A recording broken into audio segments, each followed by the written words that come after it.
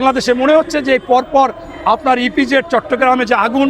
এবং মিরপুরে যে আগুন এবং গতকালকে ঢাকা বিমানবন্দরে আগুন, এটা একটা ষড়যন্ত্রের অংশ হিসেবেও উল্লেখ করলে ভুল হবে না। এখানে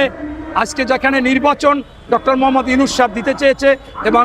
ডিসেম্বরে তফসিল ঘোষণা করবে, এরকম একটা অবস্থায় এর প্রাককালে প্রতিনিয়ত এই ঘটনাগুলো ঘটতেছে, যা আমরা আশা করি না। এছাড়া দেখেছেন যে বাংলাদেশের সবচাইতে জুলাই হচ্ছে বাংলাদেশের একটা মানুষ, সকল মানুষের কাছে আশা আকাঙ্ক্ষার প্রতিফলন হবে। সেই জুলাই সনদ যেদিন স্বাক্ষর হবে, সেই স্বাক্ষরে যে দলটি বলল যে কোনোভাবে পিআর না মানলে এই জুলাই সনদে স্বাক্ষর করব না, তারা স্বাক্ষর করলো এবং একটা দলকে স্বাক্ষর করতে দিল না। আমার কাছে মনে হচ্ছে যে ওই দলটি এনসিপিকে তাদের বি টিম হিসাবে ব্যবহার করে দেশে একটা অস্থিরতা সৃষ্টি করতে চাচ্ছে, নতুবা এখানে কোনো কারণই নাই যে যেটা